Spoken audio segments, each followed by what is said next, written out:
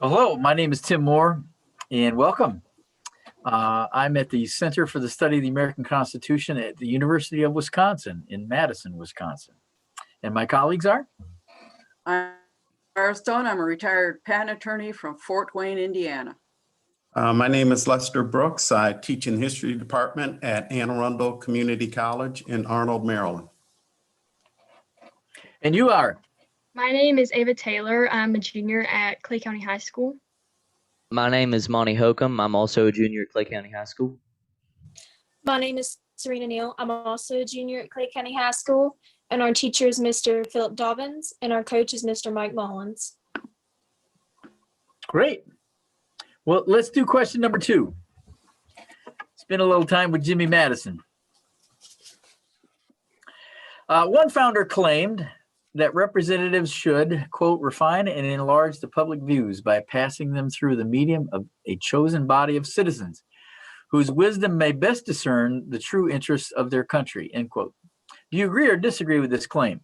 What alternative systems of representation were considered by the founders? What alternative systems of representation, if any, should be considered in the 21st century? You may begin.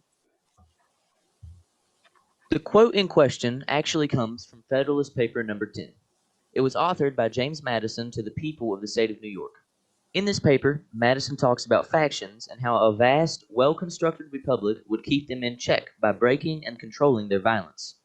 A republic's large population would also give way to too many factions that would not allow for a singular one to gain too much power. He goes on to say after the quote that the representative's patriotism and love of justice will be least likely to sacrifice it to temporary or partial considerations. This panel agrees that representatives should refine and enlarge public views, and in an ideal system of Congress, they all would. While our system of representation is a good way of furthering the will of the people, James Madison was also weary of corruption. He made sure to note that, on the other hand, the effect may be inverted. Men of factitious tempers, of local prejudices, or of sinister designs may, by intrigue, by corruption, or by other means, first obtain the suffrages and then betray the interests of the people. We can see his fear come to light in the Watergate scandal.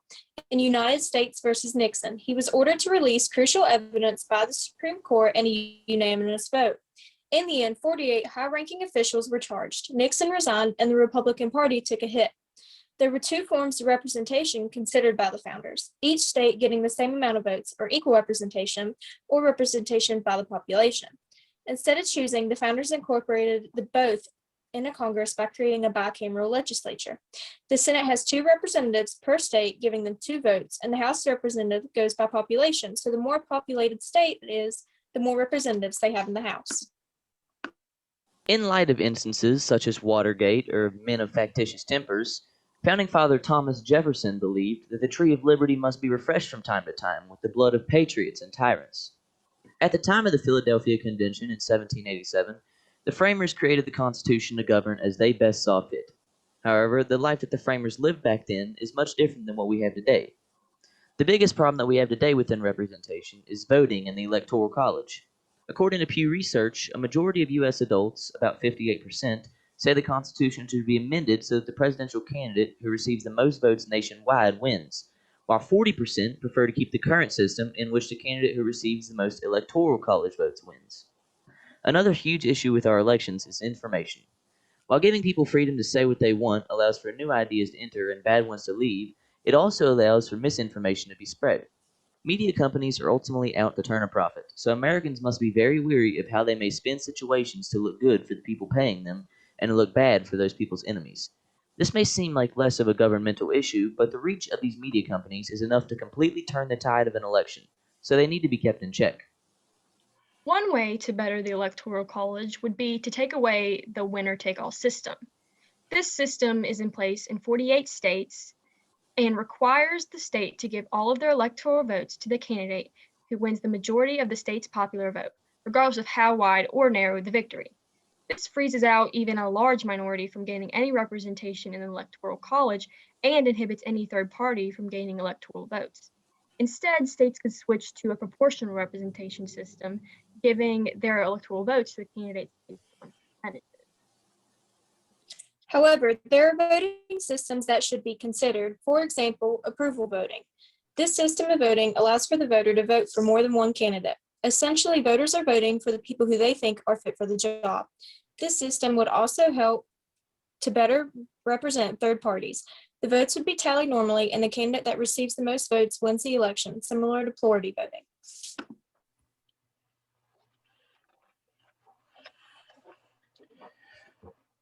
Great. Lester, Susan, you want to start out or not? Okay, let me jump right in here All right. and ask you this question. Let's say that you had some concerns and Congress was not meeting those concerns, or you belong to a group and Congress was not meeting those concerns. What would you do next?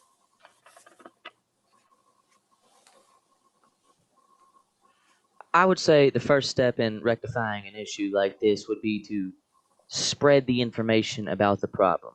One of the key issues we have today is people are going at problems without enough information on the actual problem. And the more people you can inform and the more people you can persuade would be more votes that these representatives in our Congress and these senators in our Congress have to worry about. And ultimately, that's what gets them their job. So the more people you can have helping spread the awareness of your issue is the more people that you can have cared about. Ultimately, I would say the first step in that would be spreading the information and gathering more people to help spread awareness. Mhm. Any other methods? I'm going to use the Black Lives Matter protest for an example. When you have a large group of people that think like-minded, you can go out and protest and make your voices be heard.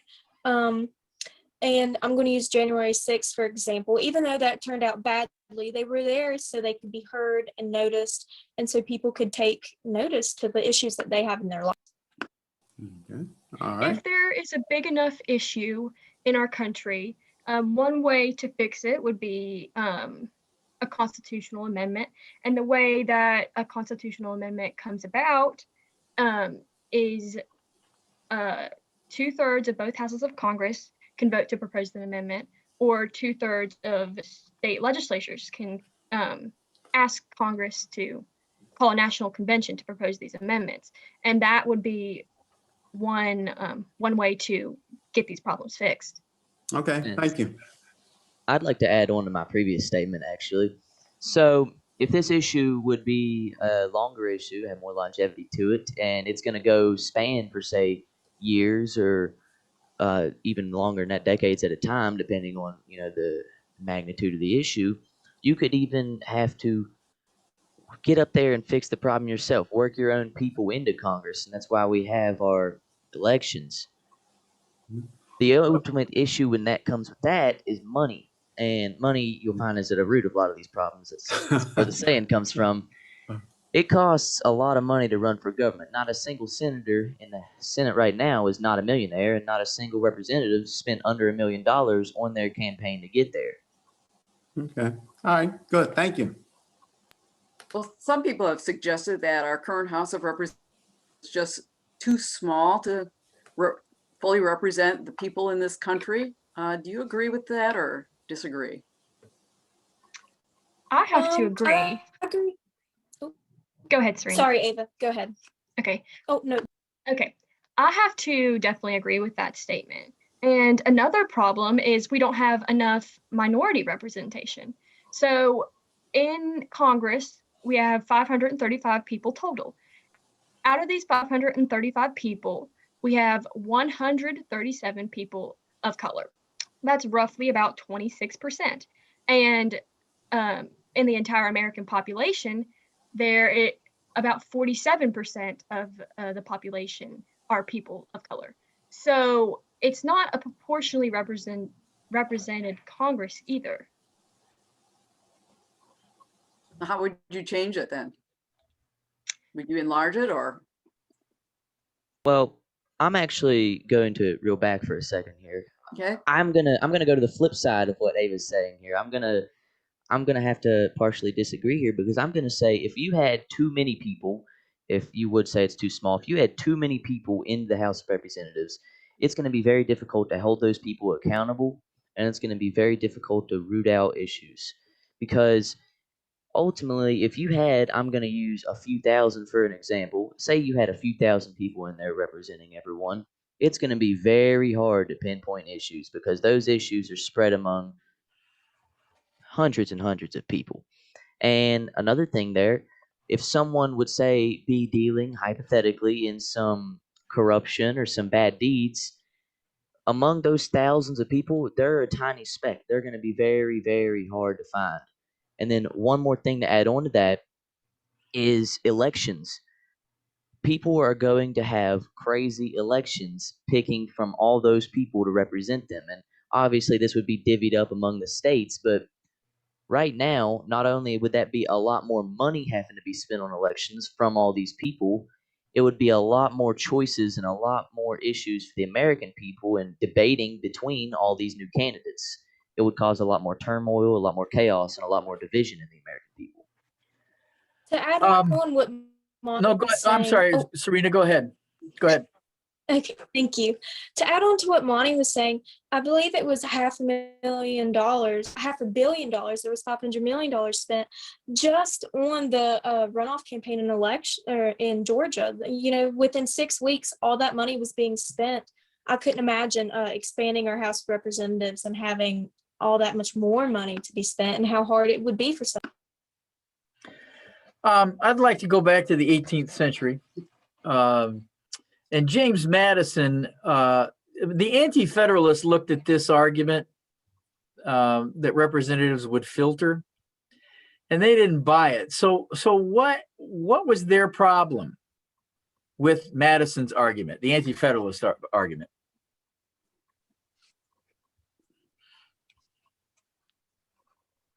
I think That, you go ahead, Serena. go ahead.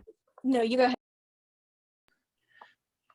Well, I think that the issue they would mainly have with that is back then you had the large question of trust. I think that the anti-federalists obviously they wanted more power to the states, and it's not that they didn't want the national government to have power, but they wanted more power to their local people. And I think that ultimately back then, coming off of what they just fought through in 1776, I think ultimately that they just had a lack of trust in their people. And I think that with the more equal representation system, just like I was saying, with large numbers and accountability, I think with a Senate-based single House of Congress, I think there's less people for them to hold accountable and less people for them to lose their trust in. So that's my personal belief on that.